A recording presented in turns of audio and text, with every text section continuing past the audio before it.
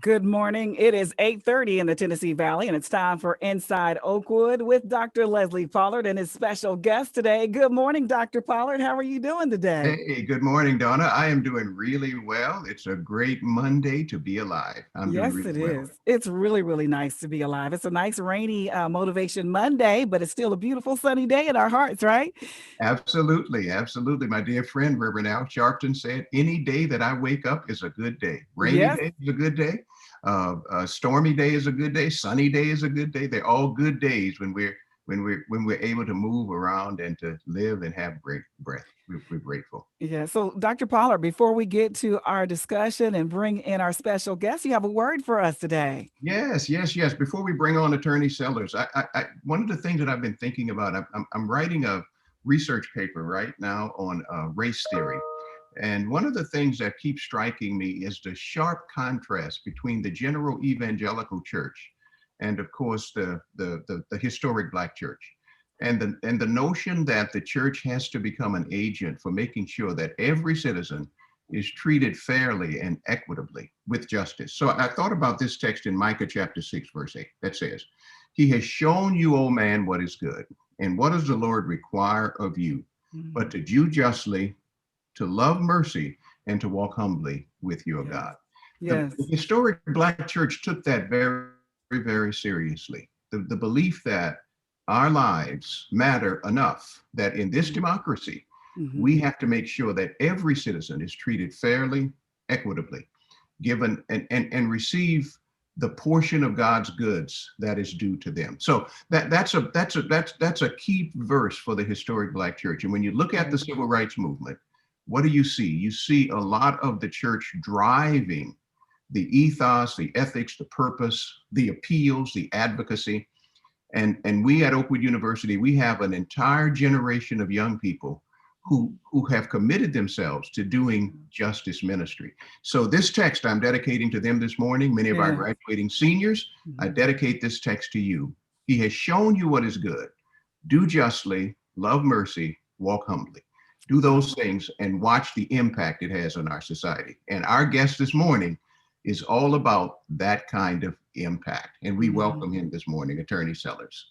Yes. Thank you so much. Thank you. Thank you. Thank you for having me, everybody. Yeah, so Dr. Pollard, justice, yes, that word is so important and so timely right now with what we're dealing with in our world, in our country. And how do we relate this to our church and our school and things like that? Well, I think one of the things we do, and Attorney Sellers is going to lead us into some of the real insights that are actually operative here. He has a rich history ever since his dad was a leader in the civil rights movement. And I knew his dad, as a matter of fact, Bakari, your dad was a blessing. I want to say it on radio. Your dad was a blessing to every young president who came into the HBCU community. He was just available. He was helpful. He was never rushed. Whenever you had a question, you could ask him. And I count him as a mentor. He was a wonderful mentor about how we get this work done. When we think about when we think about what we should be about as institutions, the world is broken in so many ways. Our country is broken in so many ways. A big part of what we are doing is churning out student advocates who do this ministry, especially in this senior class. The president of our senior class is going to American University. She's graduating and getting ready to study peace, ethics, and justice, getting a master's degree in that very thing. So we see a generation, Bakari, I think, who not only want to make a dollar, that's important, but they also want to make a difference. Do you have any thoughts about what are you observing as you look at HBCU being one, coming from the great Morehouse? What do you see as you look at HBCU graduates today? Well, first and foremost, I am from the big city of Denmark, South Carolina. Yes. 2 HBCUs, Voorhees and Denmark Tech. Right. My mom and dad would always tell me that the 2 most important words in the English language are the words thank you. And they're not nearly said enough. And so I will again say my thank yous this weekend when I'm there at Oakwood. But I want to say thank you for having me this morning. When you look at HBCUs, we always have to remind people, unfortunately, that HBCUs have produced the largest amount of Black architects, engineers, lawyers, doctors, professionals, as a whole, teachers, etc. But now you're seeing this resurgence in the public sphere. You have Yogananda Pittman, who's a Morgan State graduate. She's the new chief of police for the U.S. Capitol. You have Joyce Beatty, a Cheney State graduate. She is the chair of the the CBC.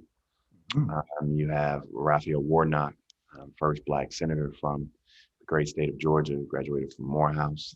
You have, of course, the Vice President of the United States, Kamala Harris, a Howard graduate. Amen. And they kind of all rode in on the shoulders of Stacey Abrams, who's a Spelman alum. And so finally, you were starting to see that kind of uptick in the public sphere, pushing that to the front of conscience. But to Dr. Pollard's point, we have always been at the forefront of change. And we've always been at the forefront of pushing that those words, social justice, which have fluctuated in meaning throughout history, but we've always pushed those words no matter where we found ourselves, from the pulpit to the legislative body. And so I'm interested to see this next generation, because this next generation appears to be one of the most unapologetic generations that we've seen in some time. Amen. Amen. Well, an attorney, may I just add one more name to that distinguished list of graduates that you have? The first African-American chaplain of the U.S. Senate, Chaplain Bakari Black, is a graduate of Oakwood University. Oh my goodness, look at that. I want to acknowledge him and add him to that distinguished list. And he's been, praying over the Senate. We got to pray for that. That's a difficult task right there. Serious work there. Absolutely. Absolutely. Donna, you have a question. I know. Yeah, well, I mean, I'm still thinking about that social justice as well. And, we cannot have this discussion without talking about the George Floyd case. And, because that word has come up a lot, the family wanted justice, but they say that they really didn't get the justice. Or what does justice look like for the Floyd family?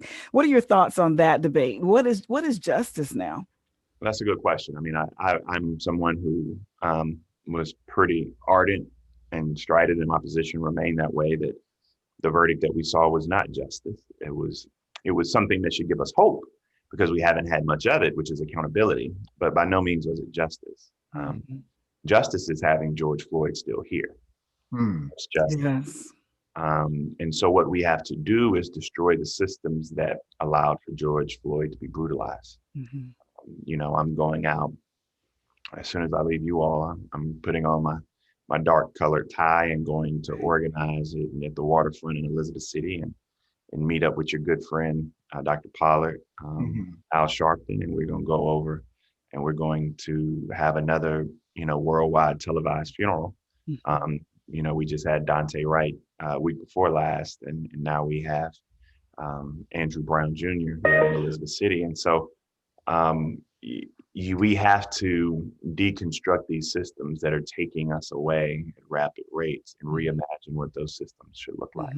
And I don't think that there's anything more pure. I don't think that there's anything more American than that fight to do that. Okay. Can you open that up a little bit and just talk about what in your opinion do you feel are the types of things that need to change? Oh, sure. I mean, I think, and this is my bailiwick, I can quote a few scripture when I need to. I am a politician, so I have gone off Ecclesiastes chapter 3. All right. And I do speak from the book of James every now and then. All right now. when I need to, but I love talking policy even more. So I think that what we need to do at the very beginning is about 4 or 5 things, all of which have equal and great import. Things as simple as banning chokeholds, to having a standardized use of force training guidelines across the country. When you think about it, what they teach the Oakwood University Police Department may be different than what they teach the Birmingham City Police Department, may be different than what they teach the Atlanta City Police Department. Right. And I know it's different than what they teach the Elizabeth City Police Department. And so when you think about this, there's no uniform guidelines, and we need to know what those guidelines are. So that's second. Number 3 is you got to have a database for bad acts. If you get fired in Huntsville for beating somebody up in an alley, you can go to Birmingham and be the chief lieutenant. There's no database. If you abuse a child and you are a teacher, you put in a database, you can never teach again. If you commit a crime and you're a Right. dental hygienist, you can never go out and do that again. And so I think that database is so very important. The last two things are really technical, but they are equally as important. One of those is to lower the standard whereby you can prosecute officers federally for criminal acts, and the other is eliminating qualified immunity. The best example I can give you of qualified immunity before we go to the next question is, we remember Botham Jean, the case in Texas where Amber Geiger was the officer and she walked into the wrong apartment and shot the black man. Yes, right. She said that she reasonably feared for her life, claimed self-defense. And so that civil case has not been able to go forward because of what's known as qualified immunity. Terrence Crutcher in Tulsa, Oklahoma, he was a young man. You remember the helicopter view. He had his hands up and his back turned and he was shot in the back. Right. The officer said she feared for her life. That case is civilly. First of all, she didn't get charged. She's now teaching officers. She actually did get charged. She was found not guilty because of the law. But the jury sent back a note saying she should never be an officer again. Well, she's hired in the county over and she's now teaching folk how to cope with murdering somebody in the line of duty. But not how to de-escalate, but how to cope. Let's not get started on that. But so when you think about these things, her civil case has not been able to go forward because of qualified immunity. So those are the 5 things that we have to reframe how we do things in this country. And those are some of the tangible ideals I wish to change. Wow. So we do want to, we're letting you know that we are praying for the family. We know you're heading in for the funeral today where Andrew Brown Jr. will be laid to rest today. He was 42 years old and they've been protesting peacefully ever since he was killed on, I think it was April 21st. So what's the climate today? What do you think that's going to look like today and how is it looking today? It's an unfortunate commentary, but we're used to this. We become accustomed to this. We become acclimated to this pain and this grief. And so I expect us to go through this day and for us to have this sense of gravity and heavy heart. And I expect tomorrow to come just like every other day. And I think that we'll go out with the angst in the world that one, as a father, you come back home, and 2, as a father, your child comes back home. Those are the 2 anxious moments that we'll have in our hearts. But I think that's like every other Tuesday for Black folks. So we'll get through the Monday, and the Tuesday will be the same. I think the question, though, is more of a spiritual question than one of something policy intellect, which is kind of what type of work will we have with our faith? Like, where will we, I think a lot of times we are very prayerful people. But the question is, are we going to take the necessary action in City Hall and state capitals and in the United States Capitol to actually get something done? So it's sobering, attorney. It's actually very sobering. Your words are very sobering. I'm struck that the televised funeral is fulfilling in many ways the same function that the televised marches of the civil rights movement did back in the 60s. It was when the world saw, like the George Floyd video, again, the televised brutality, when the world saw what happened to the marchers, global conscience was awakened. And it seems like with Brother Floyd, the same thing, sadly and unfortunately, but the same at his death, but the same phenomenon was triggered, that the world saw that these people are not making this up. We're not fantasizing. We're not playing the victim's card. Any thoughts about the impact of the televising of George's murder? That's a good question, but I got to go back a little bit further in history than that. We go back to 55, I do believe, and you had,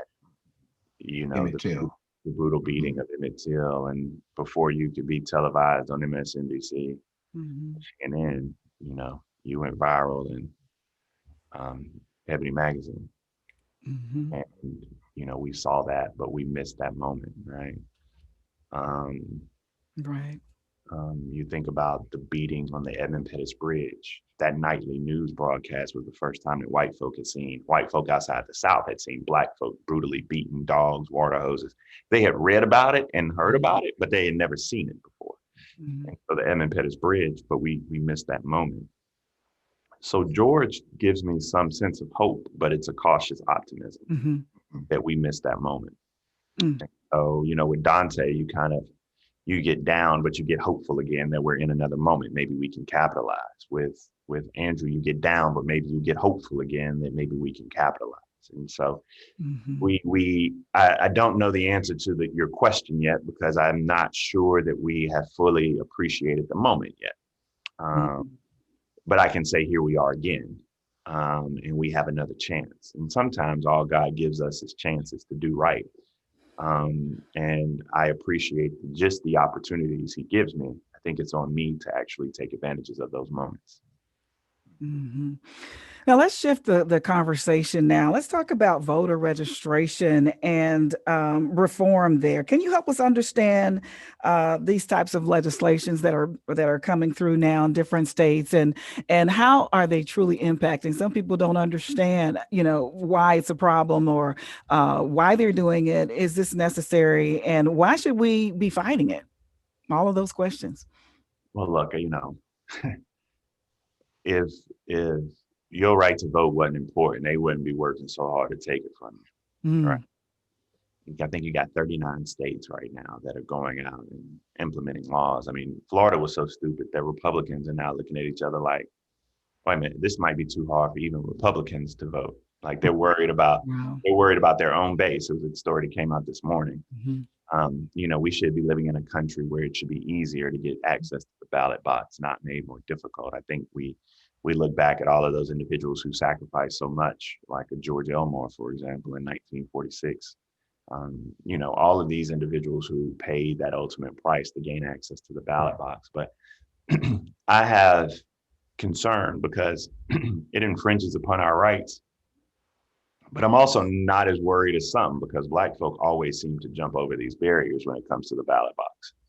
There ain't nothing that keeps us from the ballot box. I wish we moved to a way where we got rid of all caucuses, where we did same day voter registration, where we had automatic registration, like how your 18-year-olds got to apply for a selective service. I wish that you automatically got registered to vote. I wish election day was on a Saturday. I just think all of these things make sense, but instead we're going backwards. And even Democratic states like New York don't have early voting. It's absurd, our voting rights. And with the gutting of the Voting Rights Act a few years ago, when Barack Obama was president, it really just cascaded and took us into a wholly different direction. Can you give us an example of how this is really working against us? Give us an example of somebody going to the polls with these new legislation in law. And can you come up with an example to help us understand? Sure. I think the person you should probably ask is somebody who just read Senator Kennedy, the receipt, as we call it colloquially, Stacey Abrams, in their last hearing. She's probably the person who's the most well-versed, but whether or not you're shortening or limiting the amount of drop boxes you have in a particular county. If you think about Fulton and DeKalb County, majority Black counties, they have limited the number of drop boxes, which thereby limits the number of days that individuals can have the early vote exponentially. They have eliminated out of precinct voting. So imagine you wait in line 4 hours, you get up there and they say something's wrong. You can't even cast a provisional ballot. If it's 7 o'clock, you just SOL. You just can't. Yeah, you can't do anything. They've gone through the absentee process and made requesting an absentee ballot and sending it back in more difficult. They've shortened the number of days between primary in a runoff. I keep saying in a runoff. So there are a lot of things that they've done to make this process more cumbersome. Oh, and the most important thing, just think about Georgia, is they have given the legislature the ability to take over state and local election boards. So Mhm. your Republican legislature, they're not going to take over all of them, but they definitely going to take over DeKalb and Fulton. Mhm, mhm. And these types of changes are really going to prevent, and it may not prevent, but make it more difficult for African Americans, people of color, to vote.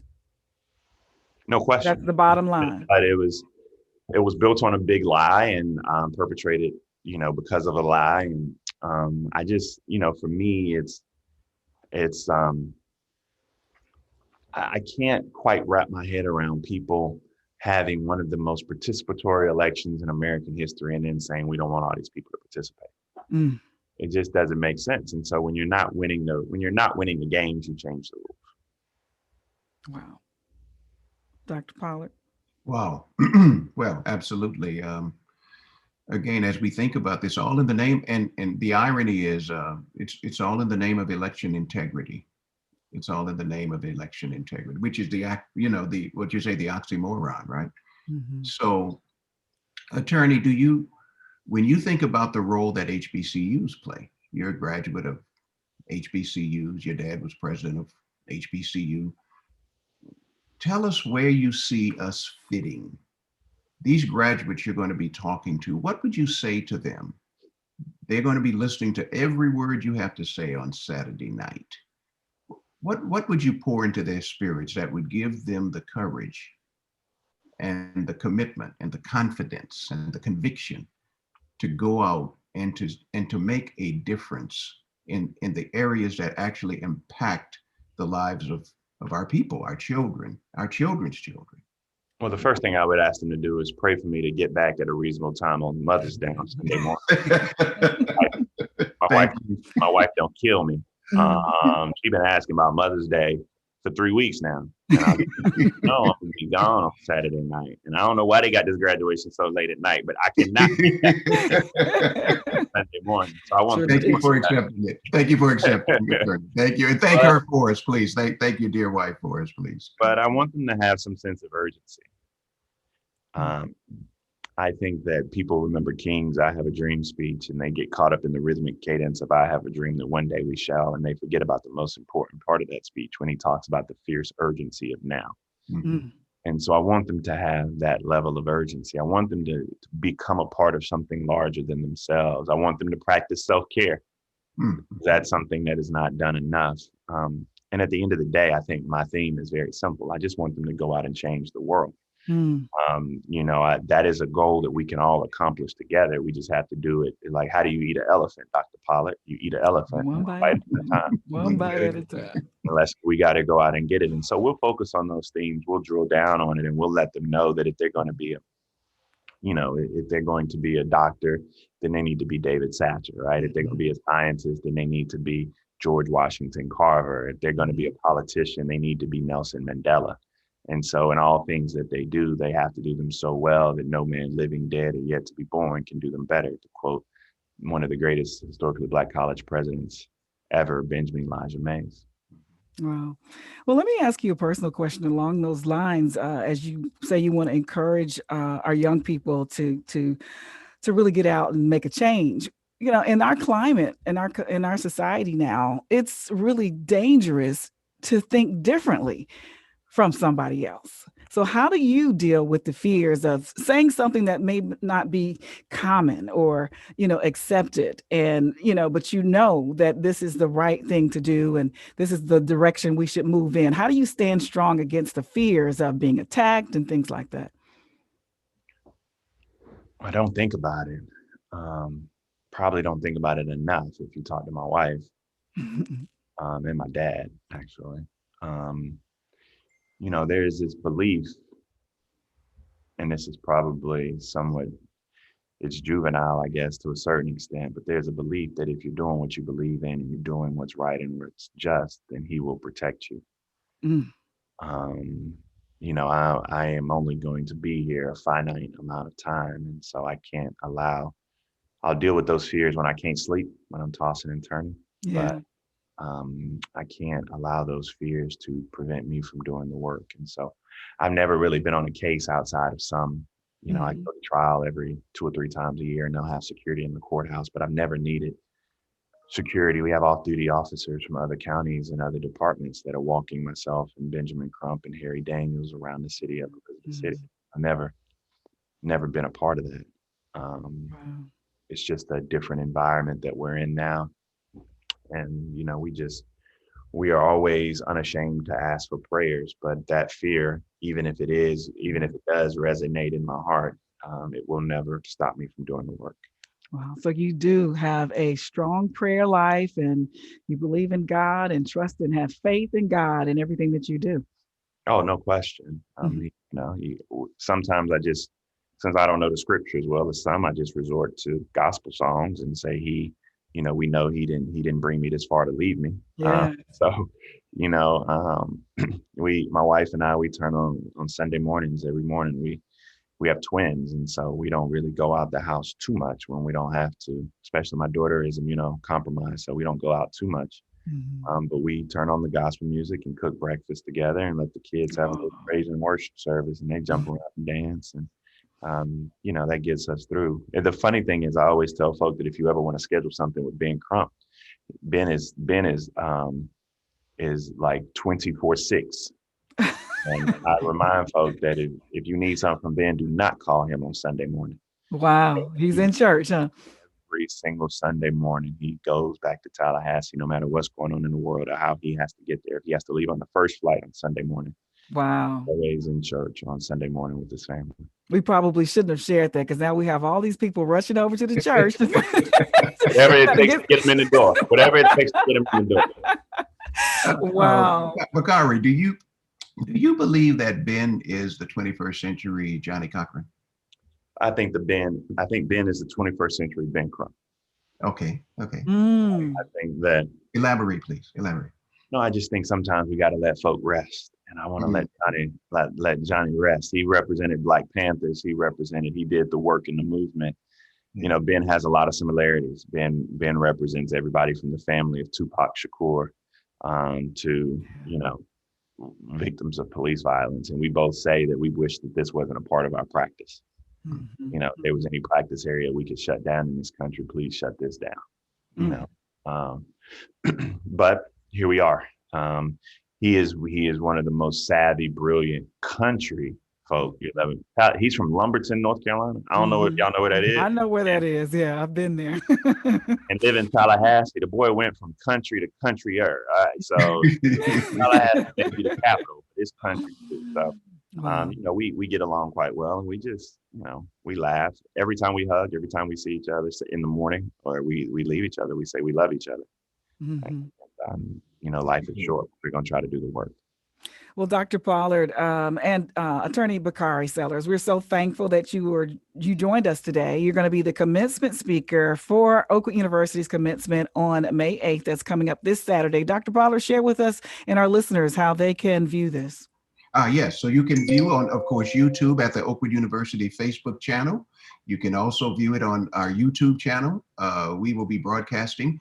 It is not an open service. We have 8 tickets per graduate family because, of course, we're being very careful about COVID. Wherever we are in the fight, we want to make sure that we do our part to protect the safety and the security, and yet to give our graduating seniors an experience with commencement, which is invaluable. Friday evening, we've got Pastor Darnisha Thomas, who will be speaking to us in our consecration. That's virtual. Then on Saturday morning, for those who will be listening, you will also see Dr. Alec Bryant, who is the president of the North American Division of Seventh-day Adventists, 1.2 million members. He will be speaking, and that will be virtual. The only official in-person service that we will be holding will be that of commencement with attorney, speaker, CNN moderator, et cetera, Attorney Bakari Sellers at 8 o'clock at the Von Braun Civic Center. And that will be the in-person service, especially for the graduates and their families. So we're excited about that. And we thank you, Attorney Sellers, for spending your time with us, not only this morning, but also for Saturday evening. We'll try to keep the service short. Short-ish. Yeah, short-ish, Black church short. Black church. We're going to try to keep it short. Black church short. We're going to try to keep it short so you can get back home. Are you driving or flying? Flying, Doc? Flying. Okay. So we want to make sure we get you to your flights and all those kinds of things. So thank you so much, Attorney. And we look forward to seeing you again on Saturday night as we commemorate the class of 2021 from Oakwood University. Thank you again for being with us, Attorney Sellers. Dr. Pollard, thank you for bringing our special guest. And we'll see you again for Inside Oakwood, another edition on Wednesday, a special edition on Wednesday at 8:30 when we'll talk again about the Oakwood University graduation weekend. That's coming up, and we'll see you guys on Wednesday. Y'all have a great day now. Thank you.